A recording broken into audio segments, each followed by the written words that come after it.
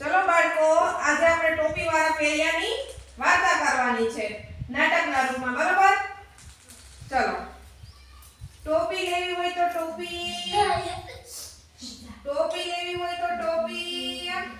ચલો, રંગબેરંગી ટોપી, ટોપી લેવી હોય તો ટોપી, રંગબેરંગી ટોપી.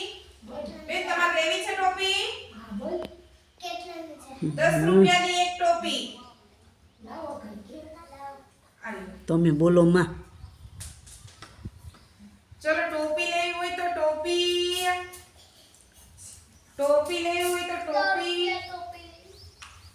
હા, 7 વર્ષનું ઝાડ છે. ચાલા જઈ પોરો ખાઈ લો, થોડીક વાર મારું નિંદર કરી લો.